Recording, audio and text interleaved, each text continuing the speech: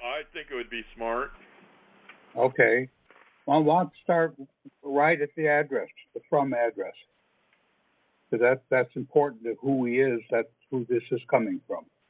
Yeah, that's on the top right. Right. So you want to go through that? Yeah, from Mr. Patrick Devine, American citizen, postmaster, electoral trustee. I don't know why he's calling it an electoral trustee when we're... Okay, you have to go to the previous document. That's where he explained those terms. Yeah. He has an electoral trustee fax that he sent to the chief district judge and to the U.S. attorney, or the chief district judge. That he did that 2 days ago, where he explains why that the Constitution set up a trust, and that we become a trustee of that when we reach the electoral age. Is that in the green cover sheet, or where is that one that you're talking about? The file is called Electoral Trustee Fax to the U.S. District Chief Judge from 2 days ago. Well, you have on the Yahoo group, it goes from March 3rd, March 6th to today, March 9th. You don't have 2 days ago. Let me take a look at that. Something happened to the Yahoo group then.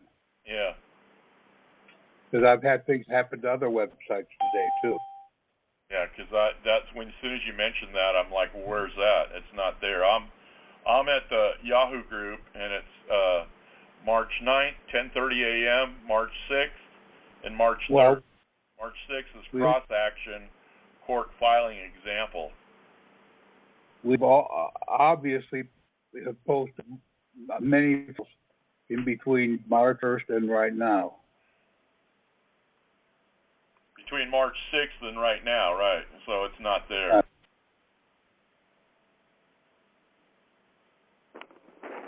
Is it on the Skype group, probably? Well, the Skype group have with it.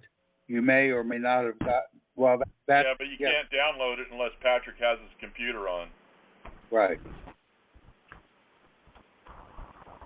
I'll look at eConcurrent and see if it's there, but I don't. It should be at the Yahoo group if it's here. Well, the problem with the eConcurrent is that it's in alphabetical order, which will help you find it.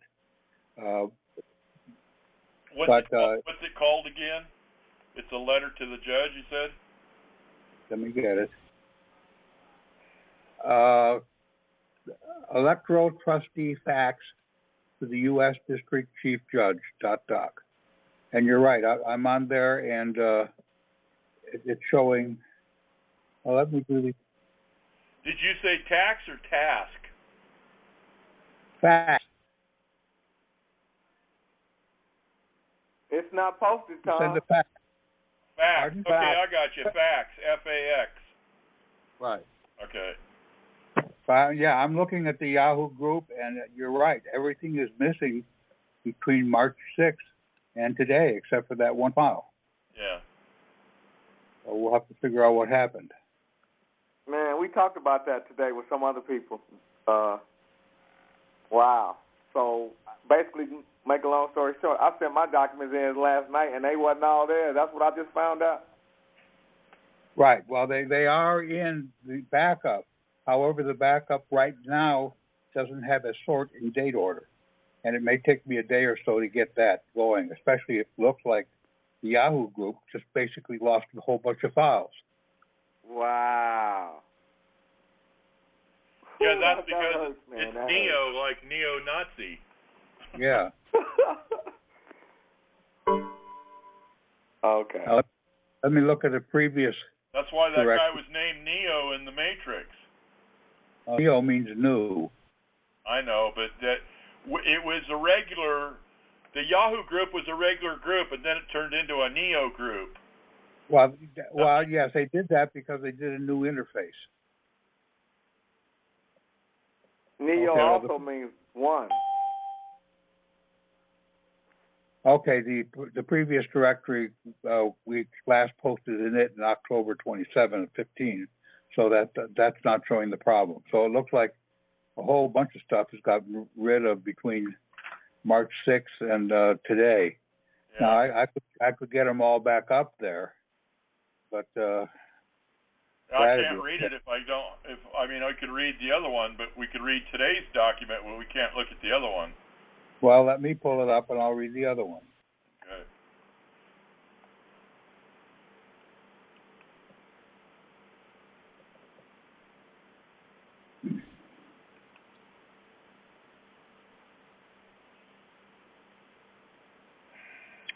Okay.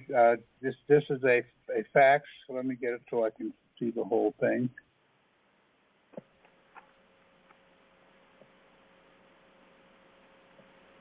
The fax is a notice of constitutional trust, electoral trustees order, and it's from the same address that Patrick has on this one, and it's to his U.S. District Chief Judge, in his case, Gritzner, and it says contact me as soon as possible in the de jure. The following are my beliefs and understandings of the truth and facts of the American Land Trust and its governmental banking system and justice laws. They are presented as support to my American de jure federal court filing and laws of the living orders per case, and he has the case number. Now, he had submitted his case, and he had gotten a notice from the court noticing of the case number. So the court has accepted the case. That's right. All right. Okay, it is your free choice to believe following or not, and there can only be one just banking system. Just follow the money, for the following will never be taught in any college law school because the foreign bankers wanted you to be paupers of law also. American, in a little box, he says, American stands for a mayor, a prince, I, an individual, and can, one who understands. And then in parentheses, refer to the prince and the pauper, for the prince can only take his throne when he has the correct understandings.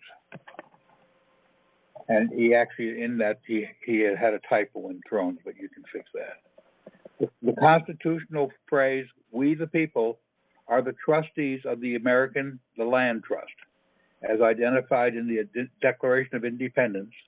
And we the people are the American superior trustees, and when of age, the electoral trustees. We stand over the constructed American constitutional, international, and internal banking government and national banking depository trust. The American constitutional, international, and internal banking government was set up with 3 trustee banking branches to provide for the international and national banking commerce protections, to pay the bills and to issue just authorized operational charges and taxes, but it was to be regulated by the votes of the people and by limiting the office inhabitants to a 1-term limit at a time as the constitutional oversight. The internal banking government was also to regulate the internal public bankrupt corporations, and it was forbidden of them to set up a religious moral system of controls over the people. Refer to the Bill of Rights. Oh, well, this goes on. This is actually a 3-page document. The National Banking Depository Trust was a continuation of nation's native hidden treasury of wealth that had been accumulated for tens of thousands of years.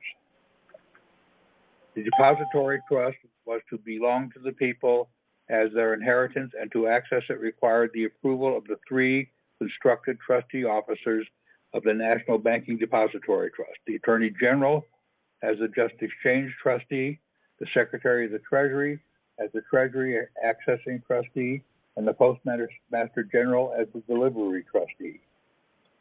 The 4th constructed department of the government was the State and federal judicial court departments, which were to ensure that there were no debtor prisons in the states or the nations compared to the ones in the rest of the debt banking countries of the world.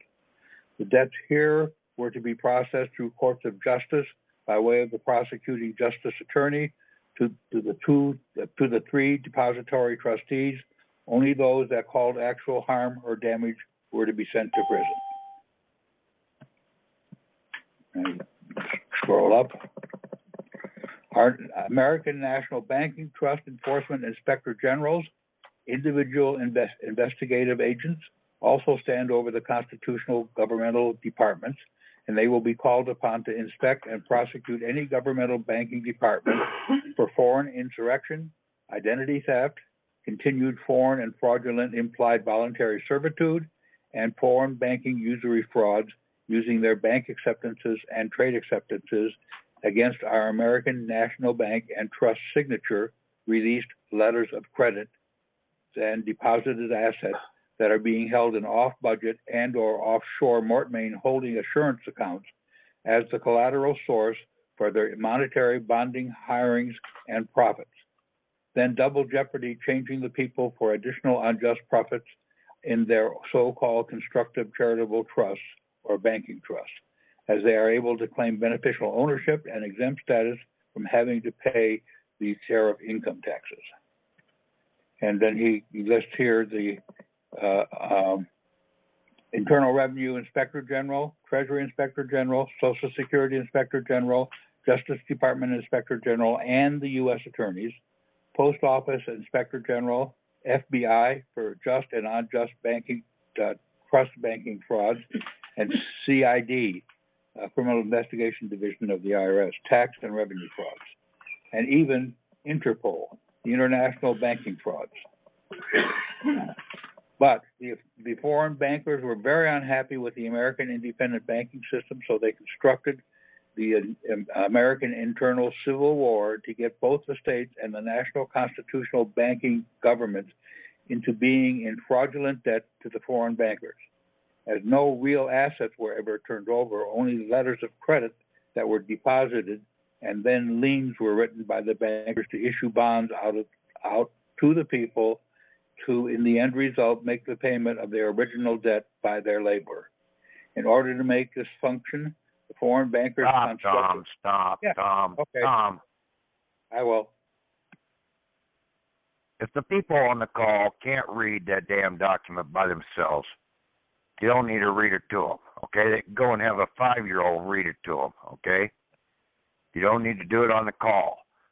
Take the time on the call to basically sit down and basically have questions and answers, okay? Yeah, we went over the basic. People can't get to the internet to see those papers, so I appreciate him doing this. Yes, Patrick, there's a problem on the Yahoo group. Everything from March 6th up to current date is missing, except for this last document that you posted. So I'm going to have to go and try to repair that.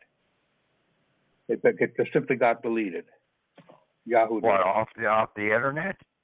Yeah. Yeah, it's missing. It's been omitted. He said he posted it, but it's missing.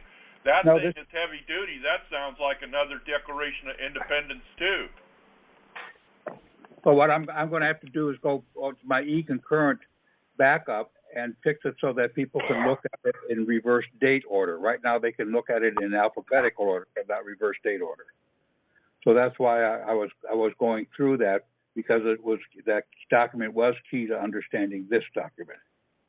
That document you said was called Notice of Constitutional Trust and Electoral Acts.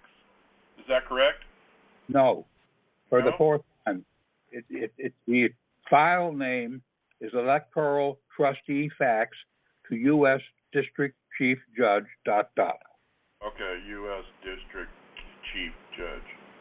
It was just an explanatory document to basically lay out everything that's going on here, okay, that people should be aware of, that basically some of this stuff you've never been taught, okay?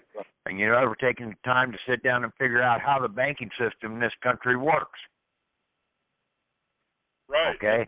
And that document explains how they pulled our pants down. Yes, how this has all been done. I mean, this is, when you sit back and take a look at it, you can see exactly what's been going on. Yeah. But nobody wants to take the time to sit back and study this stuff and really look and see what has taken place. How do the banks work? They just want to sit out here and basically have everybody else tell them how it's done. And basically 90% of these people don't know how this is done at all, because they've never taken it, and they just like to sit there and hear themselves talk. Well, I'm getting tired of hearing myself talk. Well, originally I asked the question from your other document about the disavowing the letters of credit, that why you called yourself an electoral trustee, and Thomas said that it was all explained in this other document that he started to read. And so, like, yes, because we basically, by the Declaration of Independence, okay, yeah, we became the trustees of the land of America. Right.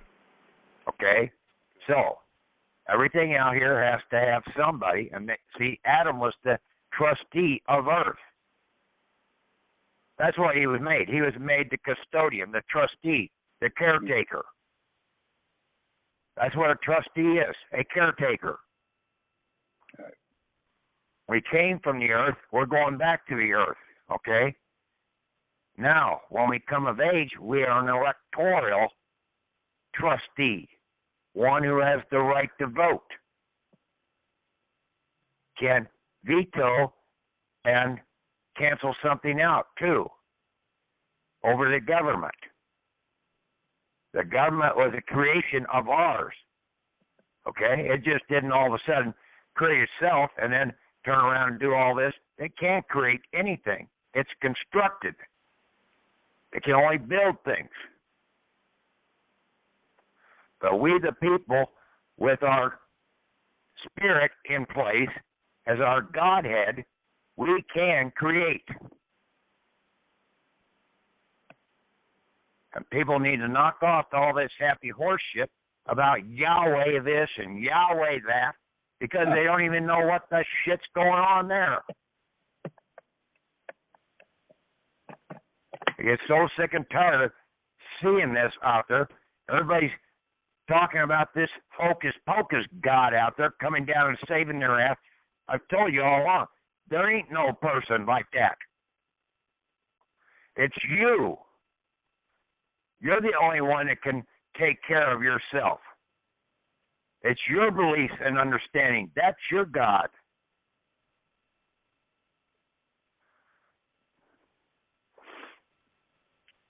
And then basically we stand over the government. The whole government is nothing more than a banking system. Okay? You can have a monarchy banking system like they have over in some of the foreign countries, and then they had debtor prisons. But see, they tried to keep that out of this country. But people have let them take over the system, thinking we need to have these debtor prisons. We need to punish these guys because we're going to set up another Roman Catholic Church or Presbyterian Church or Amish or whatever church here in this country, and we're going to set up the morals, and we're going to control the people. That's basically what's been done. All of these damn laws that are out here are moral laws, and they're against the Constitution. Because there was never supposed to be a religion government in this country. It was just supposed to be strictly banking, just banking in this country. So, that other document that I had Tom post this morning, the Secretary of the State is the party planner. You basically give the authorization for the letters of credit, and then the Secretary of the State puts out the party invitations for those people to come and party on your letter of credit. Wow. Yeah. They're just a party planner. But they have to have somebody there because basically the letter of credit authorization couldn't have been done through the other branches of government. So you had to have a party planner. Originally, the Secretary of State was only supposed to be the party planner for the president and all the galas and everything else that they had. Because the people didn't need to have letters of credit out there in their behalf.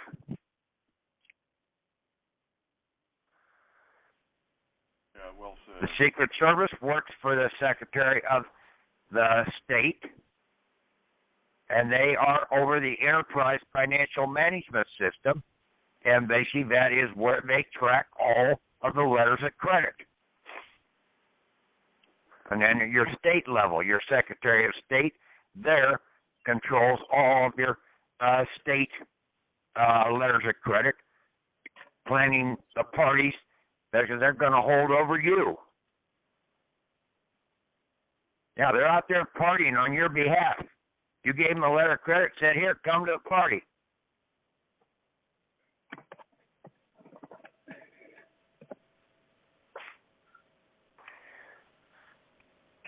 So, basically, I don't know why you people can't get these documents downloaded if you want them.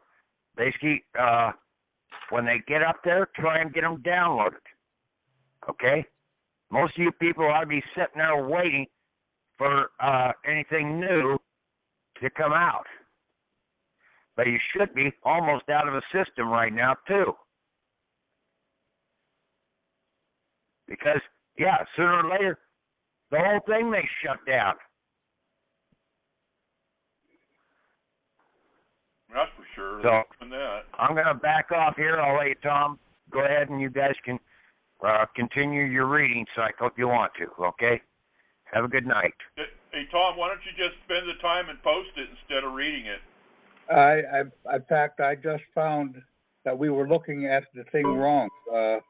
There were the last three faxes. I thought I posted up there, but I may have posted it in the wrong directory. The three faxes are now up at the Yahoo group. Oh, the Electoral Trustee fax, the ET fax to the U.S. District Attorney, and the ET fax to the U.S. District Chief Judge. Oh, good. And then this letter of credit follows that, those two faxes. And basically, the approach was that he put the case in, and the green cover case, green jacket case, and then when he got the notification, these faxes underlined the basis on which he was doing this, and I guess then he realized that we need to go to the Secret Service and get them to release the credits so that the judge can rule. Yeah. Okay. Now, if you want me to go to the electoral, or do you want to see if you can get that electoral fax right now? The electoral trustee. I see it. Yeah, it's all of them. All three are posted at 5:25. There's electoral trustee fax to U.S. District Chief Judge document, ET fax to U.S. District Attorney doc, ET fax to U.S. District Chief Judge doc. I don't know if those two are the same, but those ET faxes are pretty close. Yeah. All that really is different is the address to which he's directing it to. Right. I looked at them and I don't remember any difference in the wording down below that, so it probably could lose a closer inspection because sometimes there is. Okay. But this electoral trustee fax does explain why he is using that address. I know. I think that document, we almost should make a document like that, and like he said, have it be part of the Declaration of Independence. I mean, It should be like an amendment to that.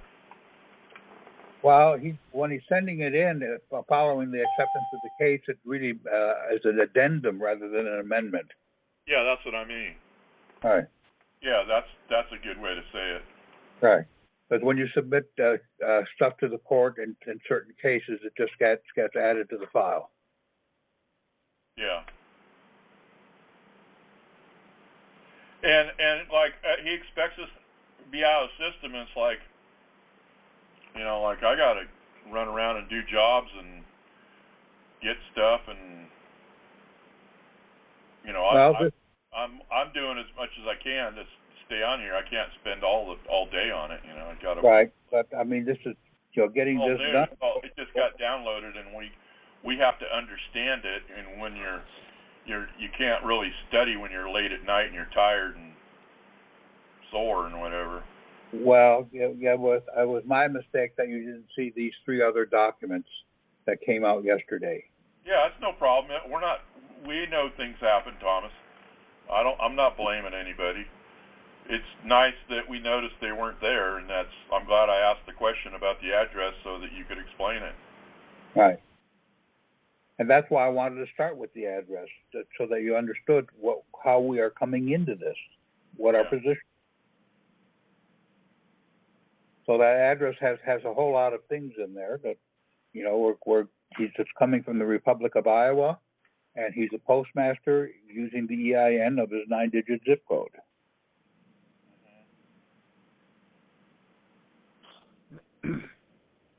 Now he's sending his to Des Moines, which is a capital of Iowa, and Secret Service is there. Now I sent my case to the Toledo Federal Court, but it is likely going to the chief judge in the Cleveland court, which is 90 miles away. And there's a Toledo Secret Service office in the same building as the U.S. Attorney, so I'm sending my stuff there, and it's probably again going to be referred to Cleveland. But hey, since Tom, quick question here. My district chief judge is a woman. Should I just take off the attention, or just write district chief judge, do you think? I know Patrick says they can't do this sort of thing, but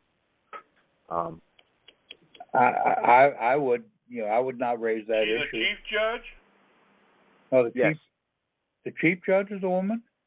Chief judge is a woman, Patrice, yeah. And what state? Pennsylvania. Oh, that's right. The chief judge in Arizona is a woman too.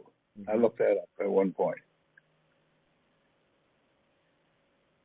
Yeah, but remember, that whole system is fraudulent. They're not really judges anyhow.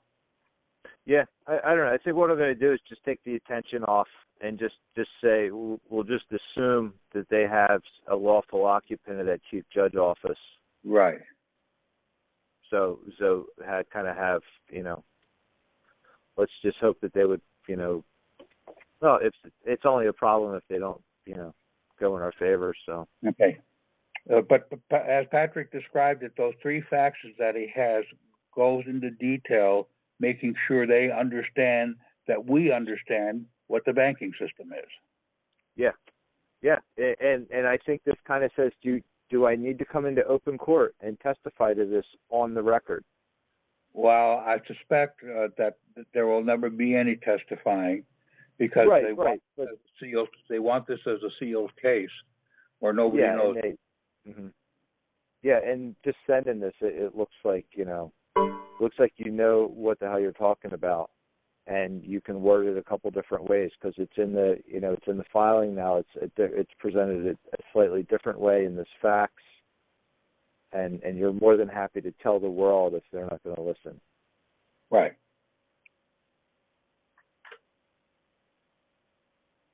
I do change for myself. I do change the wording around a little bit, and to try to make it simpler sentences. Mm-hmm. But I don't really take any of his words out. I just have to. If I break up a sentence, I may have to repeat the subject of the previous sentence in the second sentence. Mm-hmm.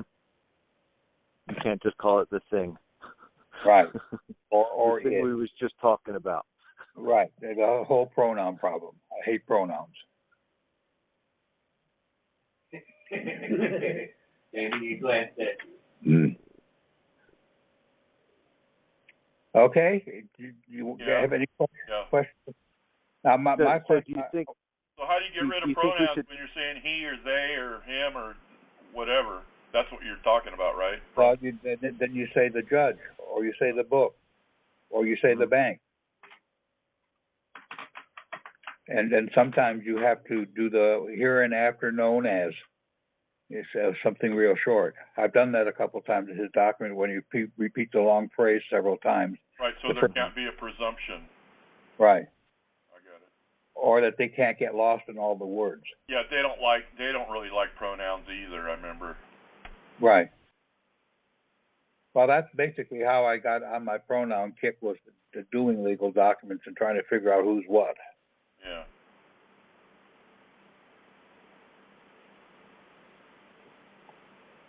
Okay. So my only question that I'm going to ask Patrick is, that this mean do we have to hold up on our inheritance draw to get this done before we send in for our stuff? Remember, we can do an inheritance the way he had it. He fired off an inheritance draw at the same time he sent off the whole court case. Yeah, mine went in when my court case. I sent mine in the same envelope as my case. Okay. I probably shouldn't have done that. I was going to send mine in a separate envelope a few days later. I'll probably send out my draw tomorrow and see what happens. Right. And then since I'm going to be sending these same faxes, sending things in the same order, basically, I see them getting new documents every day. Makes it easier for them to understand it than just have a big pile of documents all at once. Because he has in the way he's organizing it explained it fairly well. It's a good course that he's giving the chief judge and the U.S. attorney.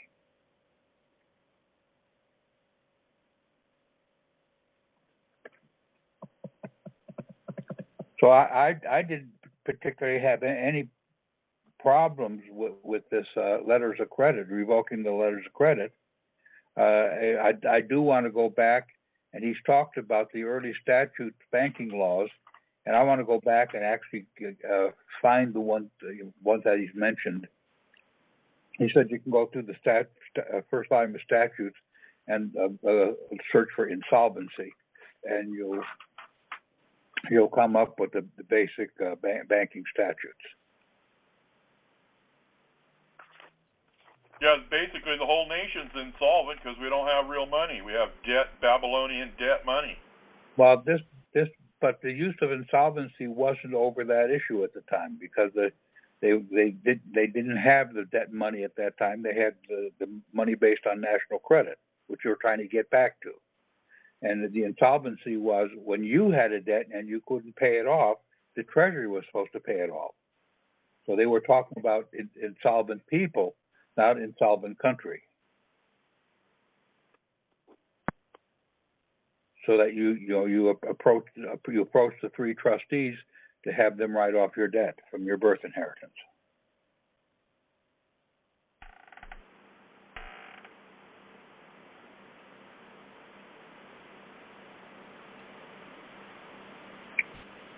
So you want to continue on in that? Well, have you downloaded that Electoral Trustee fax? Yeah, I'm bringing it up right now. Okay. You're bringing up the Electoral Trustee one, right? Yes, I have that up, and I was ready to start the second page after the word Interpol, but the foreign bankers were very unhappy. So if you want to continue on there, that'd be fine. Okay.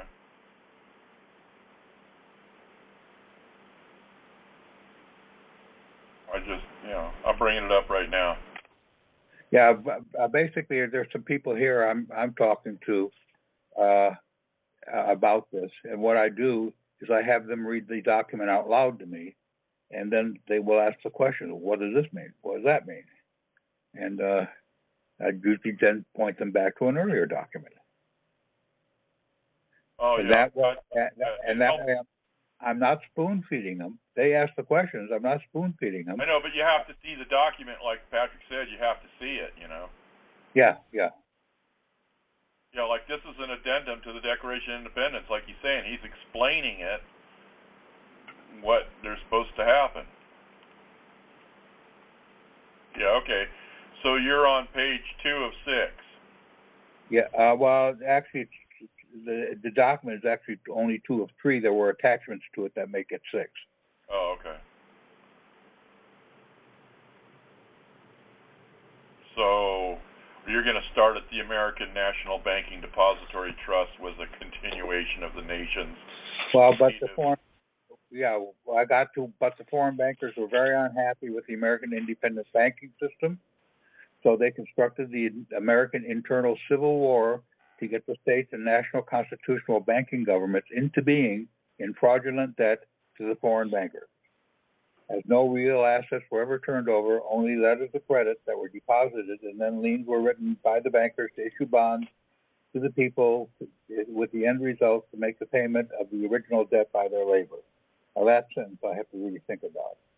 Because in order to make this function, the foreign bankers constructed an 1871 copyrighted United States bankrupt de facto trust to mimic the original United States American government de jure banking trust. Where are you reading that from? You have on page 2 where you have that list of inspector generals. Yeah. Right under that. Oh, okay. I didn't scroll down far enough. I see now. Okay, I got it. Thank you. So that's how they sent this up, and then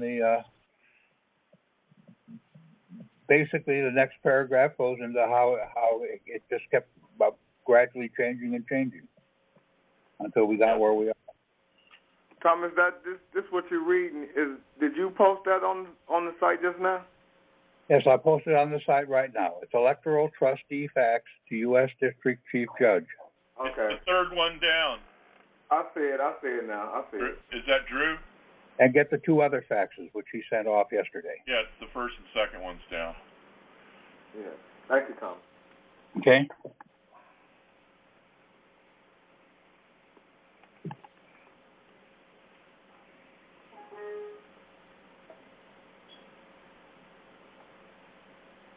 Yeah, I'm glad he put the American independent banking system. That's a good way to describe it. Right. I mean, this is the kind of thing you have to read to yourself several times in the mirror to really drill it into your head.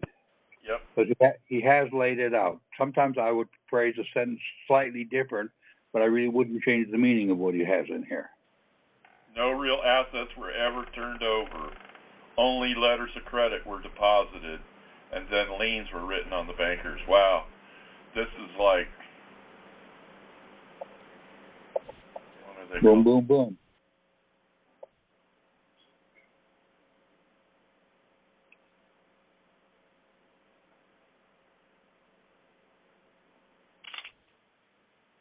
What was that stone that they called that mixed the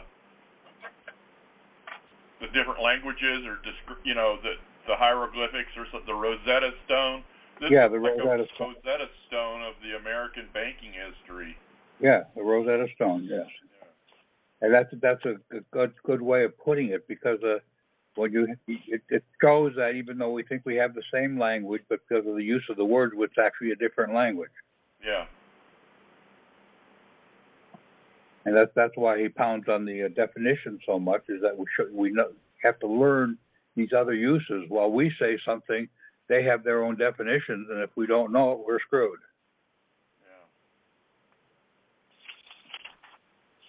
Yeah.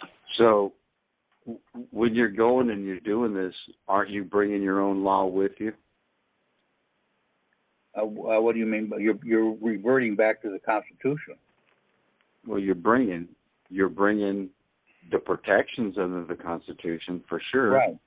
But whose law are you going to go by? Their law or your law? Well, the Constitution is your law, not their law. Yeah, this letter is like putting in the lines, the painted lines where you stay in your lane type thing. Correct. This is like putting the boundaries up. Well, the boundaries are going to be established by a function of law, isn't it? I'm not sure what your question is. Well, once notice is given of the status change, say per se, would not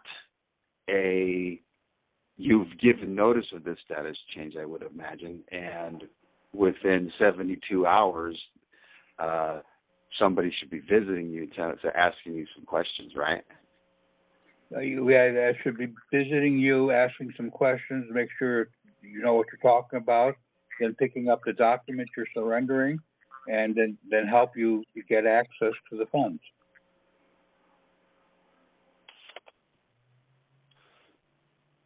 Right. They're more than likely they're going to provide you with a full accounting.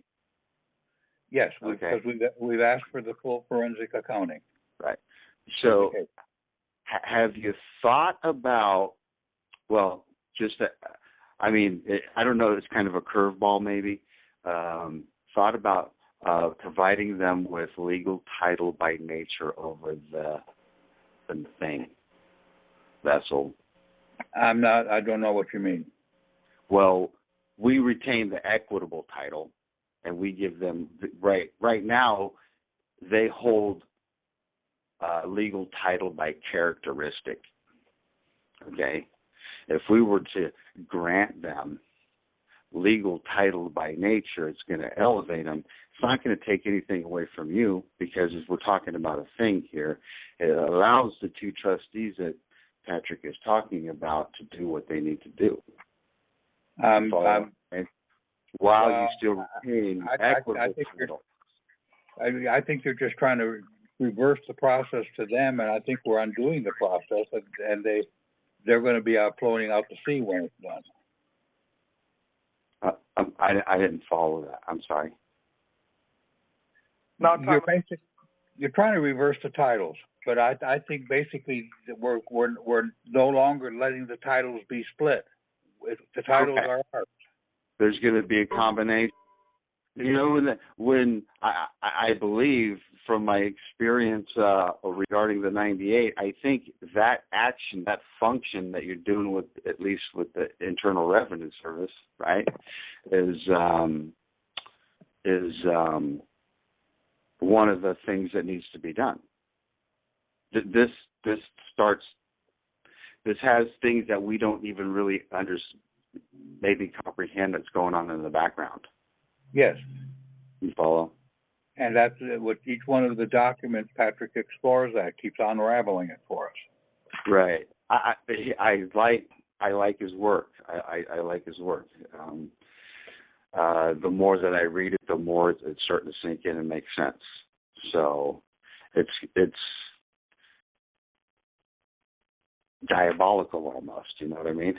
Let me add something to this, because to me it seems like to make this thing operate in honor, for lack of a better word, when you have this quote unquote meeting with whoever the heck, it seems to me that you should gift it to them, so that way you stay in honor. You also come in peace, and you also illustrate that you're not being belligerent in any capacity. Oh, well, to do that, I was going to go back to this fax, and right after the paragraph, he has a place in there. I have filed a U.S. District Banking Court case number so-and-so in the Southern District, which deals with the unjust banking frauds and insurrections against America and me as an American free and independent citizen. I was going to change that to the unjust banking frauds and insurrections against America and you and me as the American free independent system. That's my gift. You can do this too.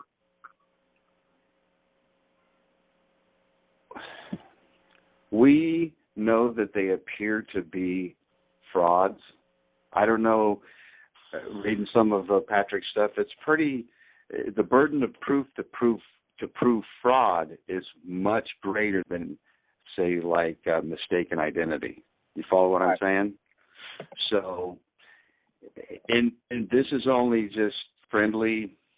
I'm not giving any legal advice. It would probably be better to use terms that didn't include that word, because that is one of those copyrighted words, okay? And you're using it, so it's almost as bad as using a statute, rule, or a code in your paperwork.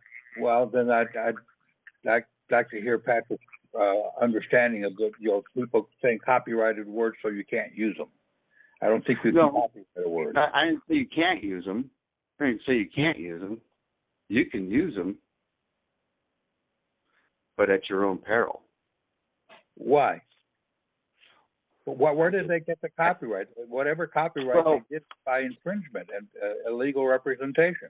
I didn't want this. My intention is not to create conflict, seriously. So I'm going to. I just have a different understanding than maybe Patrick does, but I think there's a lot of things that that can enhance what he's doing. You follow what I'm saying? Enhance what everybody's doing. You're free to take his work and modify it for your own purpose. Correct, and I think that's what we're supposed to be doing anyway, right? Right. Yes. Just from a very practical standpoint, it would be very good. And then we come back and we share. And then we come back and we share with one another, right? Right. It would be good if the judge didn't get 1,000 cases with identical wording. Exactly. That thing you're talking about copyright infringement, I know what you really mean, because you don't want to really get your head busted on the back end for getting caught in that trap of copyright infringement. You know that. Well, I think you can trump that with Patrick's copyright notice, where they can't even use your name. But I'm just saying, disagree with him. I mean, I'm trying to say it. I believe it's the way to say it if that's how you feel about it.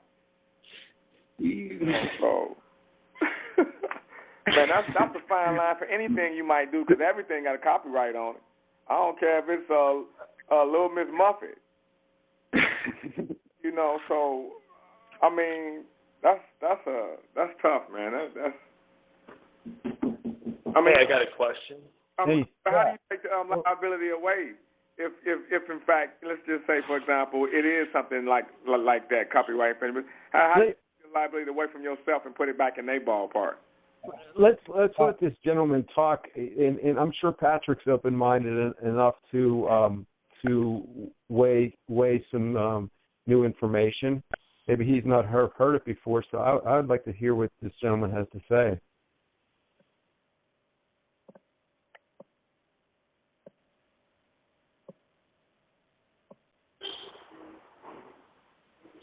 Are you talking about me?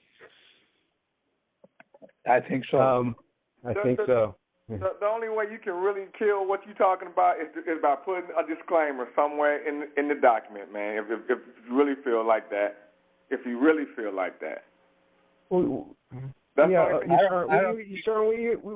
might have some new ideas here. Let's hear this out. Let's open our minds. Isn't there something said about fair use? What was it? As long as you don't make a profit. That's right.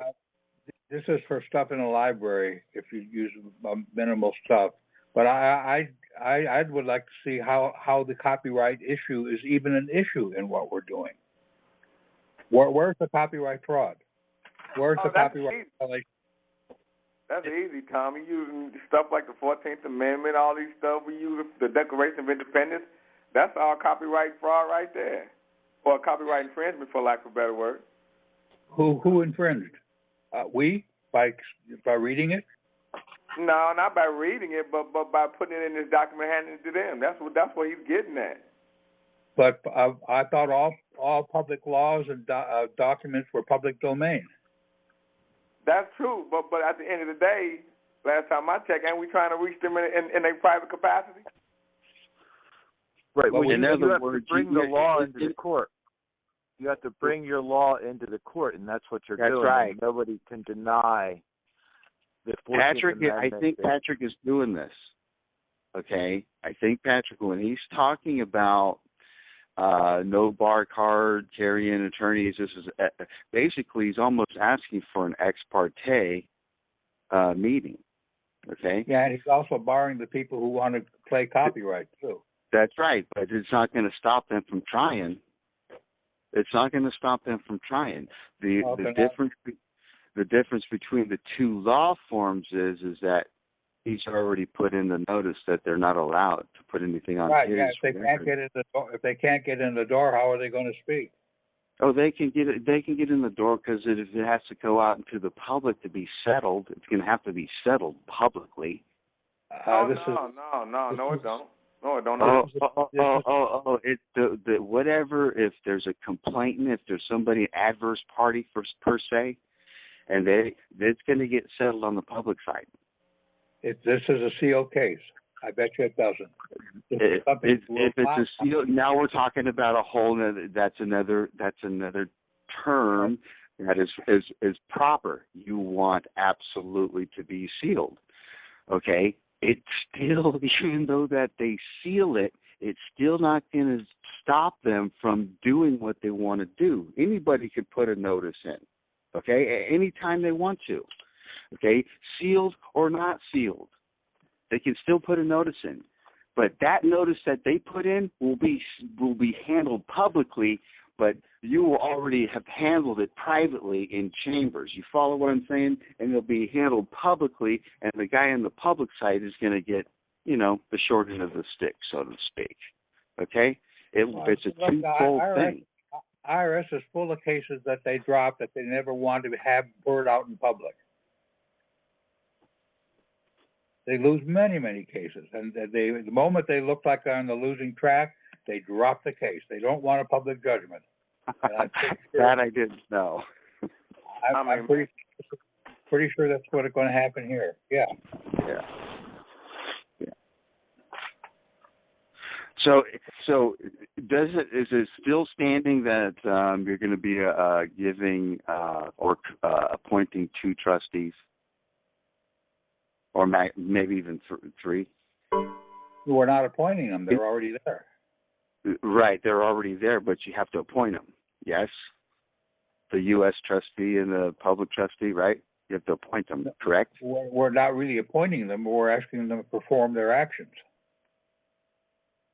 I guess what we're doing here is we're taking the U.S. attorney and appointing him as our prosecuting attorney, but he's going to be one of the trustees who are already there. Yeah, he's going to right. He's going to transform or transfer into the de jure side of the equation. I copy. If memory serves, I do believe a 56 is appropriate. Yes, for we're not doing that anymore. We're not using any of their forms. That's all corporate stuff. Interesting. Okay. Yeah, we the so people don't need they form. You still realize that you're still dealing with chess pieces, right? And artifices, correct? Yes, but they have a shadow nature. Yes, they are absolutely. They're not real, and we're basically they're not real, and we're not recognizing them. Okay. Yeah, and when there's light out there, there is no shadow. Yep. Well, then, if there's no shadow, then there's no body. That's exactly right. And the nobody is them. It's already there. If for those men and women that have attained their EIN, for the estate would see that it reads across the 575, no body.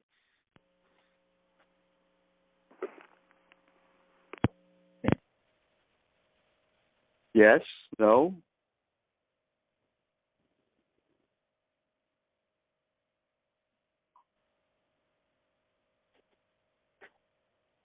Well, I got a question on that. Hello? Yes. Yeah.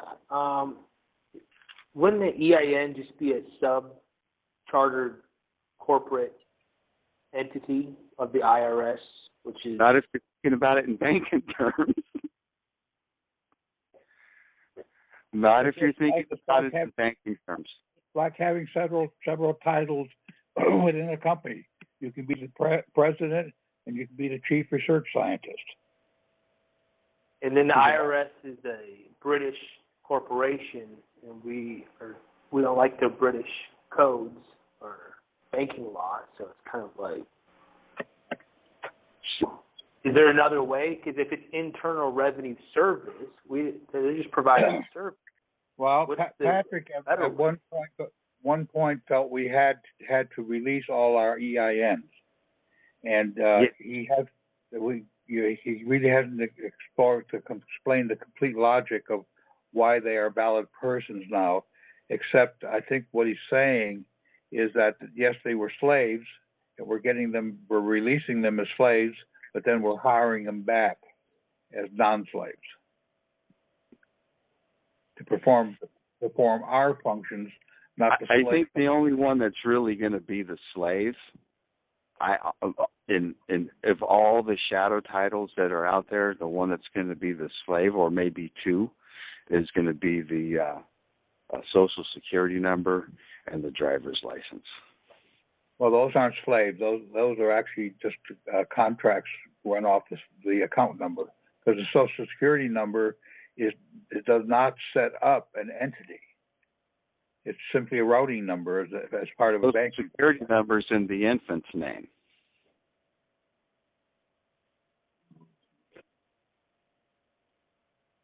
It serves as a routing number. The certificate of live birth is the holder of cash.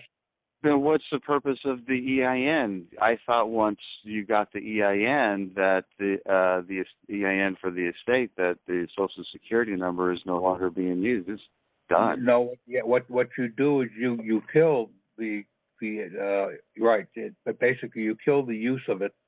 You get control over the Social Security number by being the executor of the estate. Okay. All right. Well, I was just reading some stuff about trust, and it says a complex trust has two or more trustees. Okay. Well, then Patrick says there in the United States there are no trusts. I understand that, but we're not. What does the 98 represent? We're a foreign grantor we're foreign to the people that said we granted them this letter of credit. Okay, so is that a foreign grantor trust?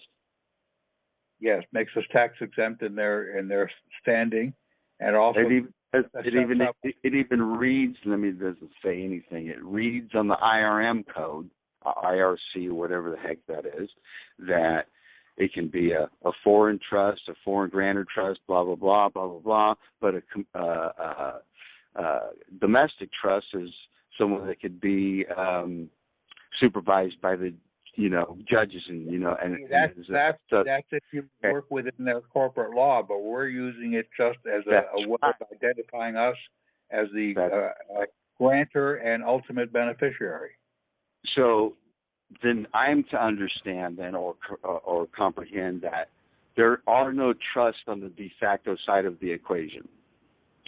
So they're trying to test me. I just got 3 letters from the IRS demanding a whole bunch of money. But I had turned in a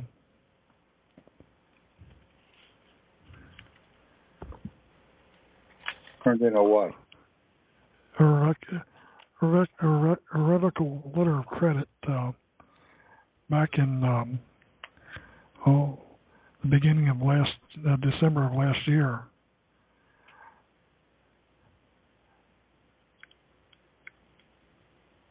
So they're probably testing me to see if I'm going to use that 98, invoke that 98 exemption. Did you do it using Patrick's method? Or did you do it another way? Yeah. Okay. Yeah. Because we are no longer doing that. We are not the ones who issued them. They issued unknowingly. Way back then we did, and I sent it, and they were quiet for a long time, and all of a sudden, bingo! They probably trying to figure out what I know. Bring that up on a call with Patrick here, or call him. Yeah, because I asked him for that negative $2.5 million, and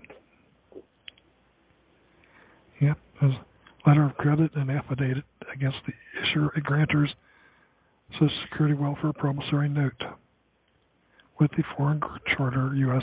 Treasury. It was that one. Okay. Well, I think you need to discuss that with him when he's here, or call him. Yeah. I got a question. What just happened, man? What happened? You sent something in, and they charging you for sending it in? Is that what I'm to understand? Yeah. I think they want to know how far I'm willing to go with this. On the because I'd sent in the 56 and a 56 F back at the same time.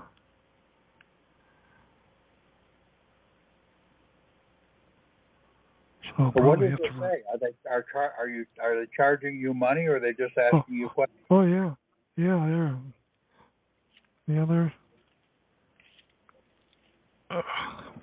get it out. What are they charging you? Let me get it out of the envelope here. So that's not it. Where is it? They asking you to pay for the letter of credit that you issued them, because they don't owe you, you owe them, because you sent it to them. I'm looking for them. Hold on. Let's see here. This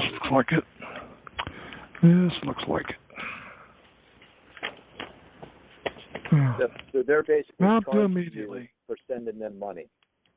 Yeah, amount due immediately. $3,755. Two letters there. What do they want that money for?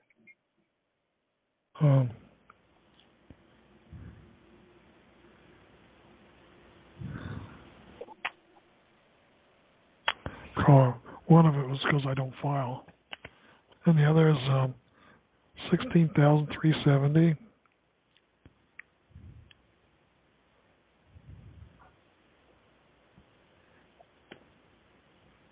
Yeah. So this may have nothing to do with the letter of credit you sent in. Exactly. And I got a question for you.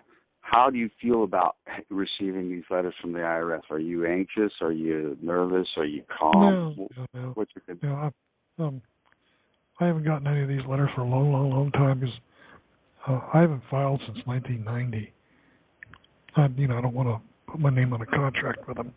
So they ain't trying to hit you for back taxes, are they?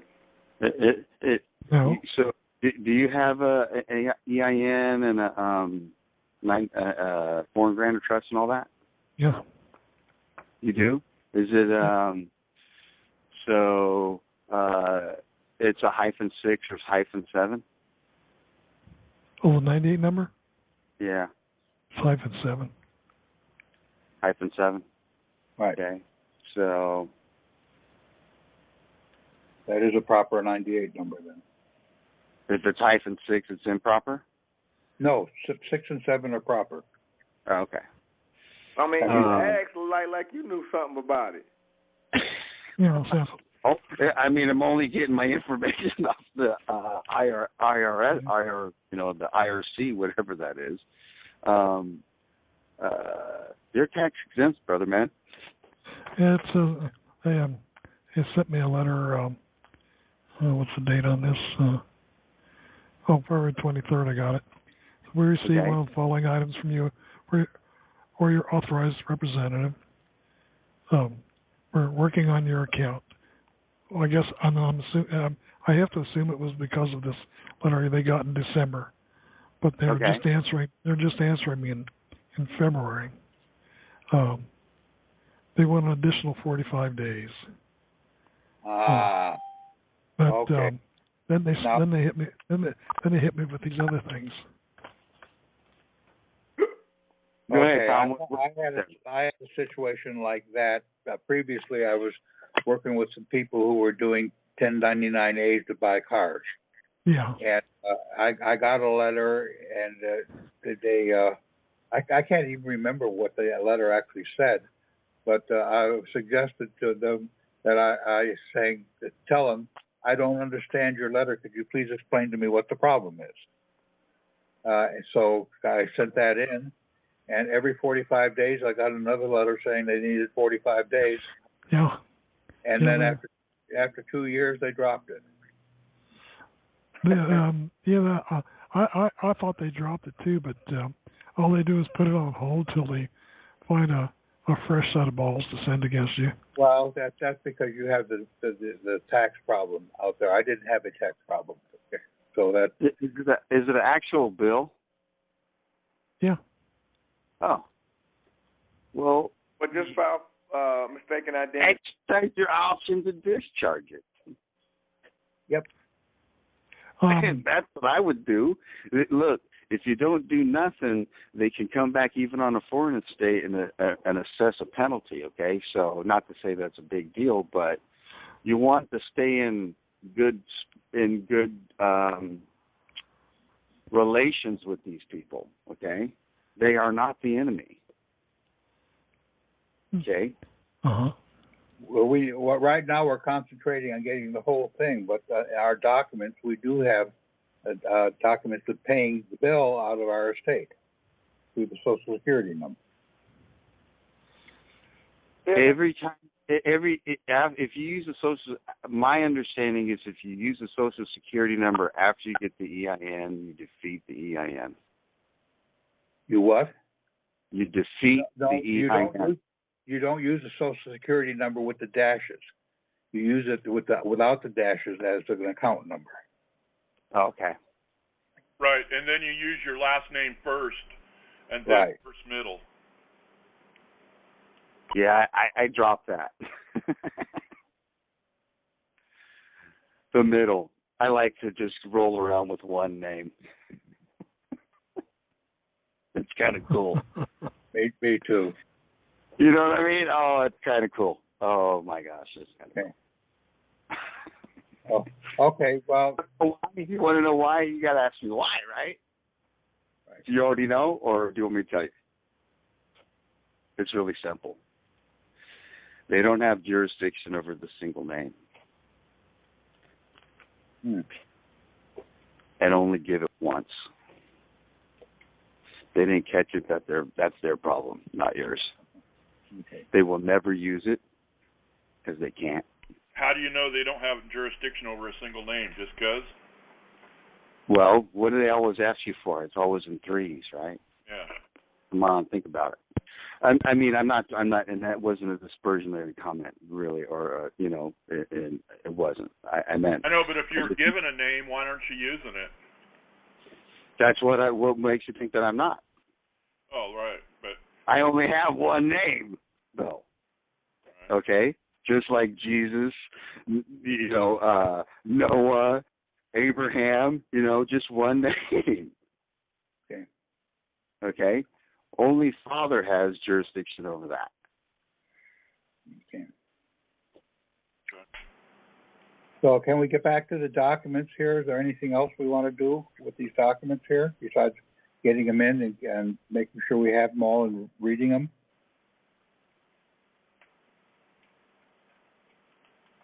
Works for me.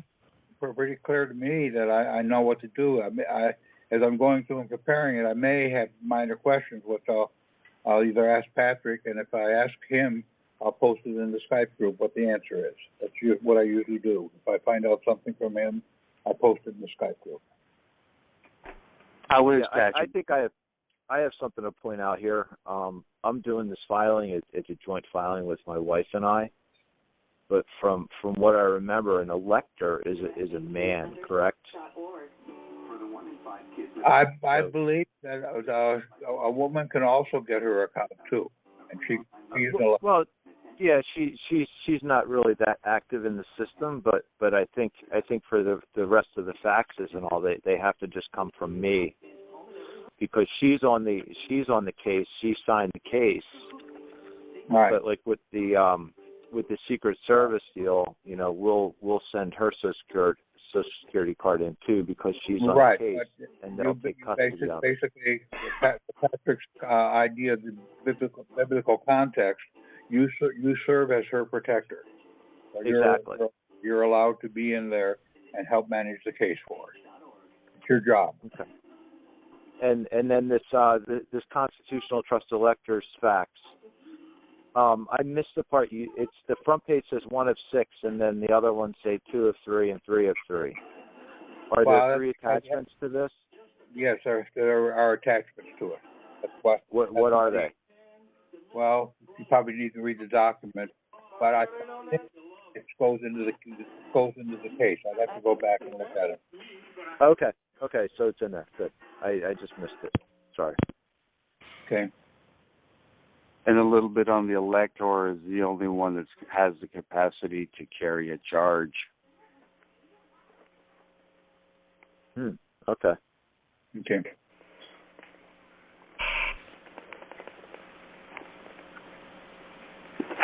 Can I ask a question? Okay. Sure. I got a question about the signatures, the 3 signatures. Yeah. What's the correct way to sign, especially with the thumbprint? Which document are you talking about? The one in the green jacket, where you're gonna have your estate, foreign, and then your real person sign. That's gonna be right. Signatures, right? That's when. Well, but their signatures aren't exactly the same. I know there's 2 signatures, one's not Patrick 3. Devine, one's Patrick Devine, and the other one's Patrick of the family Devine. Okay, that's 2. Shouldn't there be a 3rd signature? By 2 you shall be known. Okay, so the estate person doesn't have a signature? It's the way he has it on the documents. Okay, so is that a yes or a no, Thomas? Use it the way he has on the documents. It depends on which document. I'm looking now at the letters of credit to the U.S. Secretary of State, and that's only Patrick Devine as an electoral trustee. But on others, I think that is question, Tom. I think Pardon? I understand this question. So you're asking for which one, how he's going to sign? Well, yeah, I mean, because if the estate person is a decedent or dead, how can he sign? I mean, I know we signed as a representative for him. Okay, so I'm just going to go ahead. I'm just going to go ahead and suggest that it might be the way you've been signing your name all along. Okay, for that in particular entity. Okay. Do you follow what I'm saying? The way you've been doing it all along, the way the guy's been doing it all along. Yeah, but I ain't never signed nothing for my estate person. That's why I'm asking the question. Well, for the estate person, I would sign it just the same way. What are you going to be signing as the estate person? I think on all the documents where we're trying to withdraw from the estate, you're signing as not under the estate EIN. You're signing with your individual banker as an individual banker for the estate. That individual banker is all still granted to you by the same entity that granted you the 98, the 47, right. 20. You follow what I'm saying? We are allowed in the private to create our own fictions just as they create fictions. That is correct. That is correct. Why not use the same fiction that they already provided for you? Well, we were using that identification, but we got him fired from his original job, and then we rehired him. Right. I got and you could put specifics like that in your living will. or make a clause to have a power of attorney for that in your living will.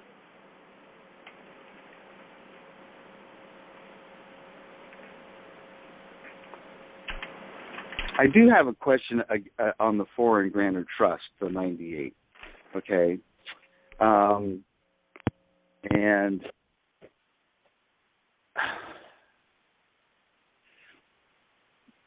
it's only in response to, you said that there was no trust. Are we still on the? That's not really a trust then, or is it really a trust? Well, letter of credit. Basically, the trust is the English banking laws that Patrick is rebelling against. We are doing things in a trust capacity, but we're not set up as that kind of a trust.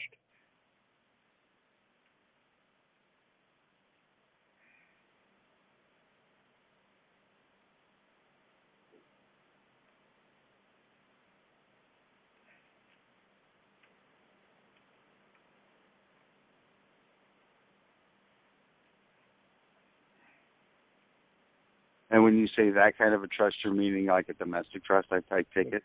Yeah, the various trusts that are done under right. the fraudulent laws. Okay. So Patrick is talking about a letter of marque and reprisal. Not here. Huh? Not here. Not what we're talking about now. Well, I've been downloading some of his stuff off the internet too, so I thought that was one of the things. In lieu of the 56, and then you're noticing the comptroller of the currency. No, you basically look at the documents the last 2 or 3 weeks in the current folder. That's what we're working. Not the others. Okay. So you're totally have abandoned the 56 and the 56F, probably the 8832 and all that? 1099s. You can probably use the 8832 to do a change of address on the EINs if you want. I'm going to be doing that at one point. Okay. That's all it accomplishes.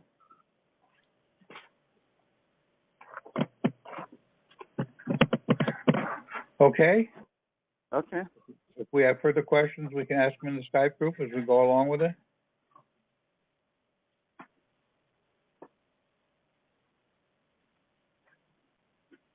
Shall we call it a night then? Yeah. Okay. Oh, I just recognized. I actually did ask a question. Have you talked to Patrick, Tom? Well, not since the beginning of the show. Oh, I mean, just in passing. I mean, have you talked to him? I mean, how's he doing? Is he fair? Yeah.